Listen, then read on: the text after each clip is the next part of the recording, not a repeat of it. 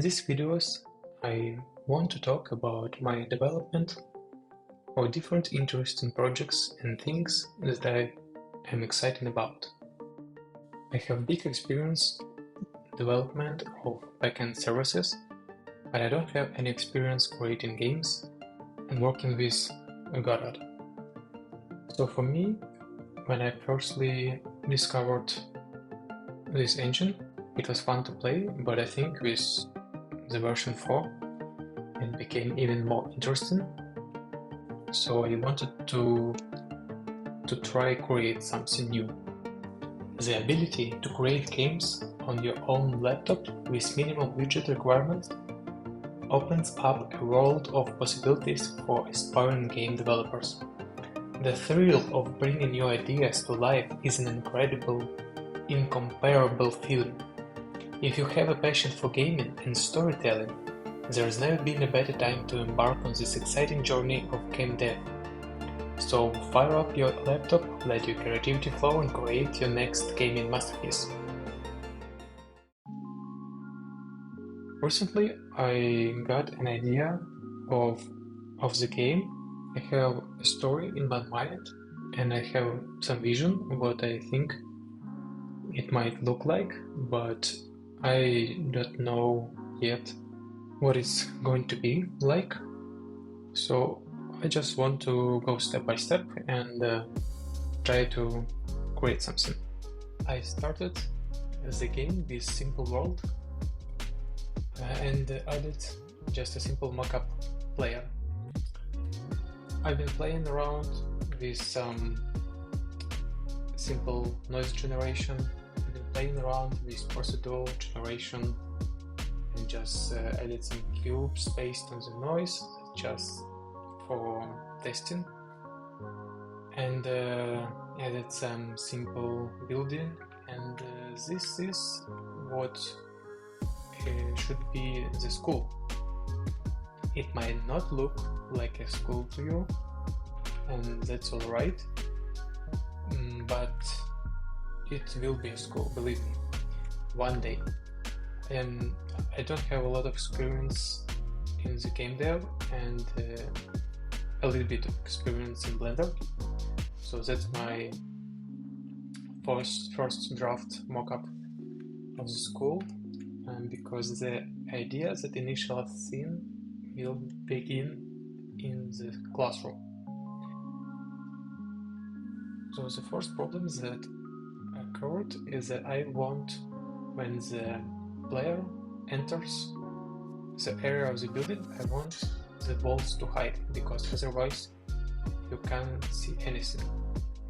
There's different approaches to do this, like you can use distance field, that is like a built-in parameter that I think if you like close enough to the wall it becomes transparent, but that's not what I want, because if you inside this wall should be transparent, it should be solid, but because it's based on the distance, it's not working as expected. I might try to do this with shader. So what I did is, in the school scene I had a script which loads the shader,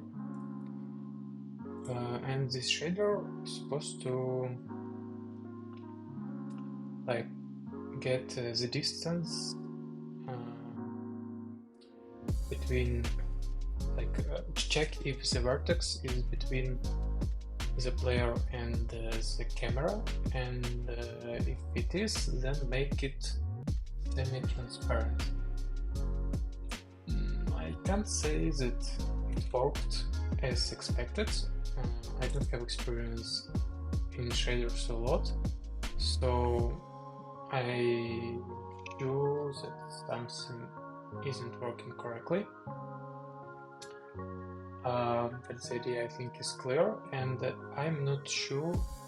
I stopped working on it because I wasn't sure if it's very early, if it's efficient to do this way, because basically for like every wall and even the roof, I need to apply this shader, and like it's counting for every pixel if like the object is in front, is between the camera and the player or not. It's not working right now, but the idea is like this. So probably it's not really efficient. Maybe you can like save and apply this for the whole object, but that's why I thought that it's probably more efficient to do this with raycast. So basically we create array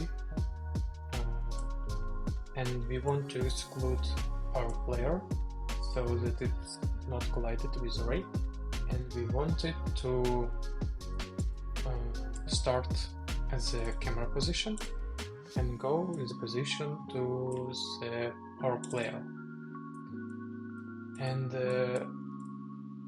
if we meet any object that is collided with array, then we want to hide it, and we want to save this hidden object. And why? Because we want that when we walk out of the wall, we want to show it again. So if it's not collided with anything, we want to go with all the objects that was hidden before, show them and remove them from the array. Probably it's not working as expected, and I want this logic to apply only when we have a collision with the school building. So if you have a look, I have this box, yes, which like should activate this logic when we enter the building, because when we're not in the building, it's we don't need to calculate and fire raycast and waste resources.